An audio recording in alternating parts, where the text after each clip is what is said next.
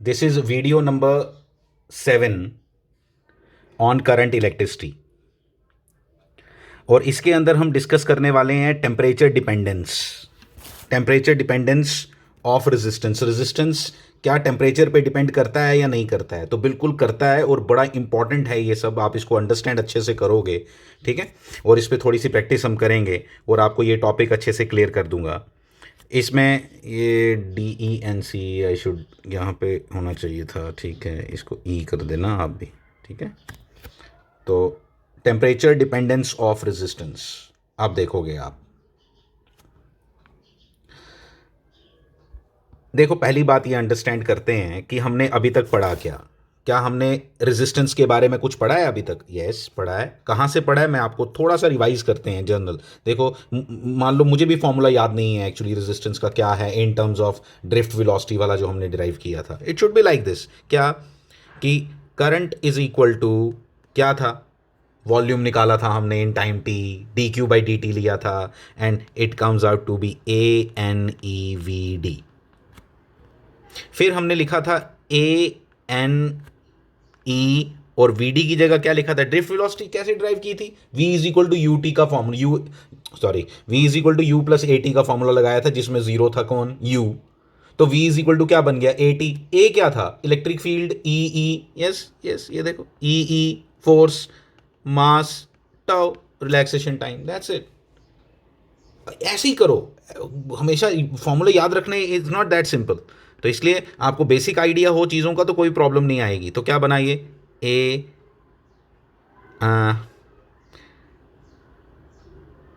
Resistance का निकालना है ना हमने, हाँ यस। यहाँ पे एक और चीज़ चेंज करनी चाहिए थी मुझे, चलो मैं आप कर देता हूँ। ANE², ठीक है, E² V tau upon ML, ठीक है, V टाउ अपॉन ML, ठीक है। यहां से देखो कितना इजीली निकल गया V। अब V अपॉन I कितना बना? V अपॉन I रेजिस्टेंस होता है, तो यहां से यहां लिख रहा हूं V अपॉन I। तो V upon I which is resistance, यहां देखो V अपॉन I बन रहा है, इक्वल टू क्या बना? इक्वल टू बन गया ML। देख गया, उल्टा आएगा ये, ML अपॉन NE²,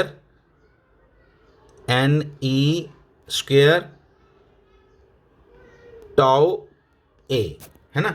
और ये इसको मैं इकट्ठा करके L/A को सेपरेट कर देता हूं, और जो ये वाला पोर्शन बचा बाकी, ये क्या बना? ρL/A। R is equal to ρL/A के साथ इसको कंपेयर करो, किसको? इसको। ये तो R है ही है, ये तो मालूम ही है, ये R होता है। तो रो क्या बना? रेजिस्टिविटी क्या बनी? एक मटेरियल की रेजिस्टिविटी क्या बनी? डायमेंशंस को साइड पे रख दो ना, जो कांस्टेंट चीज है जो मटेरियल पे डिपेंडेंट है वो क्या बनी? M/NE² टाउ, ये बनी। अब अल्टीमेटली हुआ क्या? रेजिस्टिविटी हमें ये दिखाई दिया। टेम्परेचर कंडक्टर्स के अंदर और सेमीकंडक्टर्स के अंदर कुछ अजीब चीजें देखने को मिली। कंडक्टर और सेमीकंडक्टर का ये आपस में कंपैरिजन है टेम्परेचर डिपेंडेंस को लेके, और इसको आपने बहुत अच्छे से समझ लेना है। मैं दोबारा से ये लिख देता हूं सब कुछ, उसके बाद आ गया आपका कि मतलब हमने रेजिस्टिविटी क्या निकाल लिया? हमने निकाला M/NE² टाउ, ये बन गया। अब मैं क्या बोल रहा हूं यहां पे, ये रो लिखा है मैंने, आर नहीं लिखा। आर लिखूंगा तो फिर एल और ए और आएगा, ठीक है, वो नहीं लिखना है, ठीक है। मैं रेजिस्टिविटी की बात कर रहा हूं जो कंप्लीटली मटेरियल डिपेंडेंट है। अभी तक हमें यह मालूम था कि that is completely material dependent और वो डायमेंशंस पे डिपेंड नहीं करता। रेजिस्टेंस और रेजिस्टिविटी में मेन यही डिफरेंस है, जो रेजिस्टेंस है वो मटेरियल भी डिपेंडेंट है और डायमेंशंस पे भी डिपेंड करता है, एल और ए पे। लेकिन जो रेजिस्टिविटी है that only depends upon the material till now, जब तक हमने टेम्परेचर डिपेंडेंस नहीं पढ़ा था। आज हम बात कर रहे हैं कि resistivity of a material also changes when its temperature changes. Why? और बड़ी इंटरेस्टिंग बात, क्या resistivity increases in conductors with temperature, increases in conductors with temperature. resistivity decreases in semiconductors with temperature. क्यों? ऐसा कैसे हो गया? इंपॉर्टेंट है, अपनी कॉपीज पे सब जो मैं बोल रहा हूं वो सब लिख के रखना, यहां नहीं लिखा है जो मैंने आपको अभी दिया है। क्योंकि कंडक्टर्स के अंदर क्या होता है, एन चेंज नहीं होता टेम्परेचर चेंज करने से। एन मतलब electron density, electrons per unit volume. What is tau? Tau is relaxation time, दो कोलिजन्स के बीच का टाइम। होता क्या है, जब आप टेम्परेचर देते हो तो इलेक्ट्रॉन्स के मोशन बढ़ जाती है, उसकी काइनेटिक एनर्जी उनके अंदर बढ़ जाती है, एंड फ्री इलेक्ट्रॉन्स की, and due to this the relaxation time reduces in conductors as well as in semiconductors. दोनों में होगा, ये ऑब्वियसली होगा, टाउ दोनों का डिक्रीज कर जाता है। लेकिन कंडक्टर्स में एन चेंज नहीं करता, लेकिन सेमीकंडक्टर्स में एन चेंज करता है। अभी आपने सिर्फ इतना याद रखना, मैं आपको एक बात बता देता हूं। अब आपके दिमाग में ये डाउट होगा कि सेमीकंडक्टर्स में एन क्यों चेंज करता है और कंडक्टर्स में क्यों नहीं करता। कंडक्टर्स का तो क्लियर है भाई, जो फ्री इलेक्ट्रॉन्स थे वो ज़्यादा चेंज, वो उतने ही रहते हैं पर यूनिट वॉल्यूम, वो चेंज नहीं करते। लेकिन सेमीकंडक्टर्स में वो चेंज करते हैं। उसके ऊपर डिटेल्ड लेक्चर है, semiconductor is a separate chapter in class 12th, तो इसलिए वो अभी नहीं बात की जा सकती। But till now you can remember this concept. हमने सेमीकंडक्टर के बारे में तो बेसिकली अभी तक बात कर ही नहीं सकते थे, क्योंकि हमें उसकी ज़्यादा नॉलेज अभी तक नहीं है। लेकिन स्टिल जब टेम्परेचर डिपेंडेंस ऑफ रेजिस्टेंस पढ़ाई जाता है बुक्स के अंदर, they discuss both conductors and semiconductors. अब हमें समझ आ गई बात कि टाउ के कारण कंडक्टर्स के अंदर रेजिस्टिविटी बढ़ जाती है, क्योंकि टाउ डिक्रीज कर जाता है। सेमीकंडक्टर्स के अंदर क्यों नहीं होता? क्योंकि उससे ज्यादा इफेक्ट किस पे आता है? एन पे। मतलब दोनों चीजें चेंज हो रही हैं, तो आप बोलोगे दोनों चीजें चेंज हो रही हैं तो नलीफाई हो जाना चाहिए था। नहीं, ये कम चेंज करता है, ये ज्यादा चेंज कर जाता है। ये एन ज्यादा बढ़ जाता है वहां पे। ठीक है, तो क्यों बढ़ता है उस पर छोड़ दो। तो इतनी बात हमें समझ आई, ये बात इंपॉर्टेंट है जिसको आप याद रख लोगे। सेमीकंडक्टर मटेरियल जो दो बड़े इंपॉर्टेंट और हैं उनको याद रख लो। कंडक्टर्स तो आपको पता है हर मेटल कंडक्टर है, लेकिन सेमीकंडक्टर याद रखना है, सिलिकॉन एंड जर्मेनियम, दो याद रखो, और भी हैं बट अभी आप सिर्फ ये दो याद रखो, ये आपका काम इससे चल जाएगा। Silicon and germanium are two very important semiconductors and they are elements. ठीक है, बाकी फिर एलॉयज वगैरह भी हैं साथ में, उनको डिफरेंट सेपरेट डिस्कस करेंगे, अभी उसकी बात करने की ज़रूरत नहीं है। अब सब कहानी ख़त्म हुई, हमें थोड़ा सा बेसिक आइडिया मिला, और फिर हमने ऑब्वियसली अब हम सिर्फ डिस्कस किसको करने वाले हैं? कंडक्टर्स को। देख लेना ज़रा कैसे। कंडक्टर्स के अंदर रेजिस्टिविटी जो है, टेम्परेचर, ये क्या, ये ऐसे लिखो तो क्या मतलब होता है? अच्छा, ऐसे लिखो तो क्या मतलब होता है? ऐसे लिखो तो क्या मतलब होता है? मैंने आपको कितनी बार बताया, this is function of time, this is function of X, and this is function of temperature, क्योंकि टेम्परेचर को डिस्कस कर रहे हैं, टेम्परेचर डिपेंडेंस को। फंक्शन ऑफ टेम्परेचर का मतलब क्या हुआ? Resistivity as a function of temperature. ये लिखना चाहिए, ऐसे लिखा है बुक्स ने, ऐसे भी लिख के रख दिया हुआ है। लेकिन ऐसे लिखने से क्या पता चला हमें? इस नोटेशन से ही पता चल गया कि इस समय हम बात कर रहे हैं कि रेजिस्टिविटी क्या फंक्शन ऑफ टेम्परेचर है? यस है। और उसका फॉर्मूला क्या है वो देख लो, ये है, इंपॉर्टेंट है। Where alpha is the coefficient of temperature coefficient of resistivity. Alpha is the temperature coefficient of resistivity. अच्छा, ये फॉर्मूला मैंने लिखा।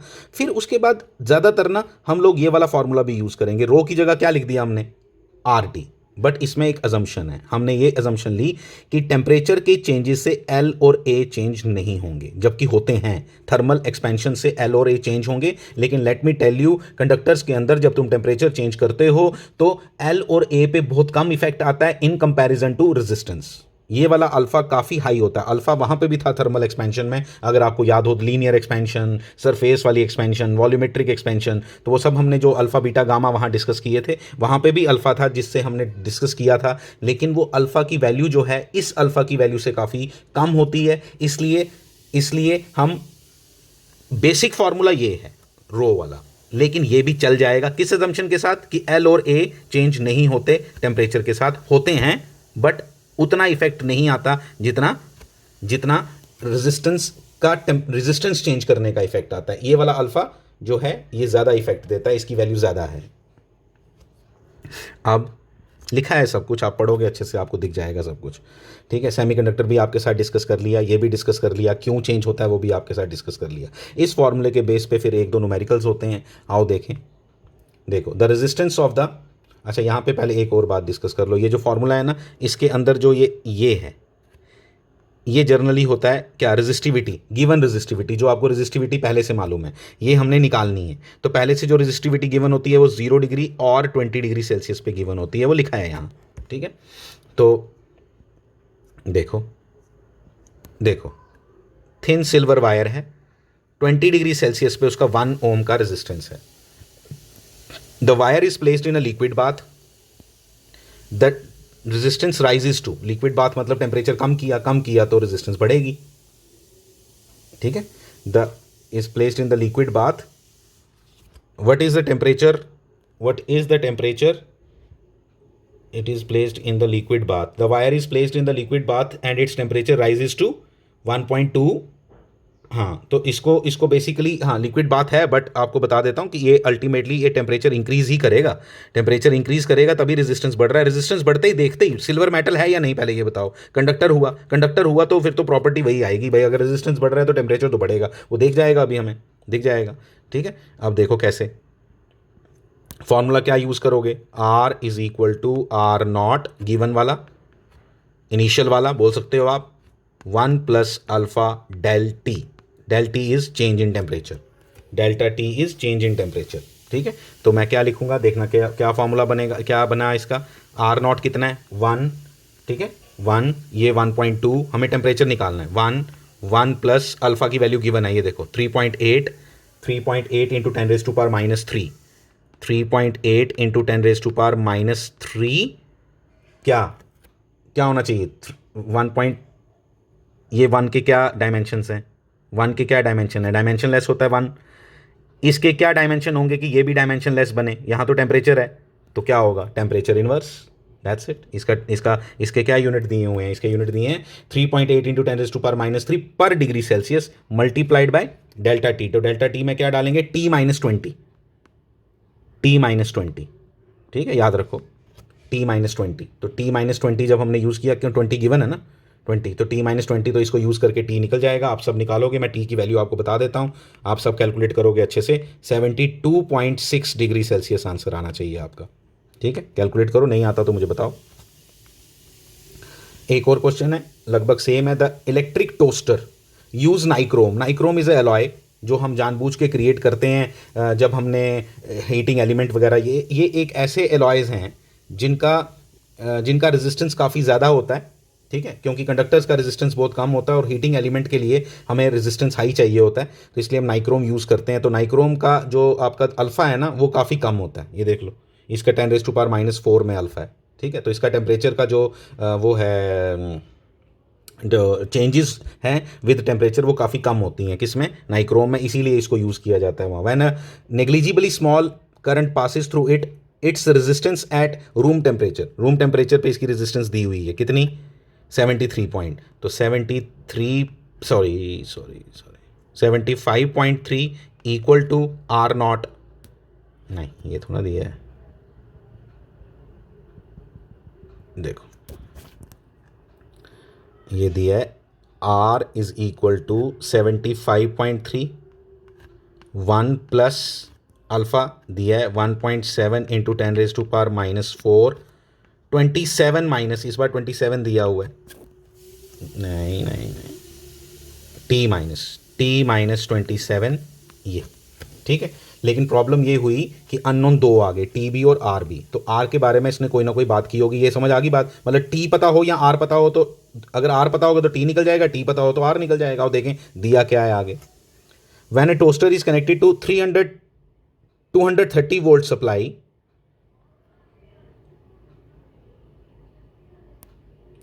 The current settles after a few seconds to a steady value of, कुछ नहीं है, कोई काम नहीं है इसका, तुमने कोई टेंशन नहीं लेनी इसकी, ठीक है। कितनी करंट है 2.68, तो मैं आपको बता देता हूँ R इक्वल टू V/I होता है, तो 230 अपॉन 2.68, ये रेजिस्टेंस की वैल्यू आपको गिवन है, ठीक है। What is the steady temperature of the क्या, नाइक्रोम एलिमेंट का टेम्परेचर क्या होगा, क्योंकि करंट पास करने से क्या होता है, हीटअप होते हैं डिवाइसेस, पता ही है आपको, हीटिंग एलिमेंट है तो उसका हीट बढ़ेगी, तो हीट बढ़ेगी तो हीट बढ़ने के कारण रेजिस्टेंस पे चेंजेस आएंगी, तो ये चेंज्ड रेजिस्टेंस है, ये फाइनल रेजिस्टेंस है जो हम यहाँ निकालेंगे 230 divided by 2.68 and it comes out to be 2.68 ampere, तो this comes out to be 85.82 ohms. ठीक है, तो मैं आपको बताता हूं क्या करोगे आप, 85.82 इक्वल टू 75.3, 1 प्लस अल्फ़ा की वैल्यू लिखी हुई है, मैं नहीं लिख रहा, ठीक है, t-27 और आपको यहाँ से t निकल गया, तो यहाँ से आपका t आ जाएगा, उस t की वैल्यू मैं आपको बता देता हूँ, आप निकाल लेना 850 डिग्री सेल्सियस, ये आना ही था ज़्यादा 850 डिग्री सेल्सियस, क्योंकि हम हीटिंग एलिमेंट की तरह यूज़ कर रहे हैं तो उसकी तो हीट अपने आप इतनी हाई जाएगी, हीटर की बात हो रही है तो हीटर का टेम्परेचर कितना हाई, ज़्यादा हाई जाएगा, और ये ज़रूरी नहीं कि नॉर्मल हीटर हो, ये इंडस्ट्रियल हीटर्स भी होते हैं। ठीक है, तो ये देख लो, अगर कोई डिफ़िकल्टी आएगी तो हम डिस्कस कर लेंगे। Thank you.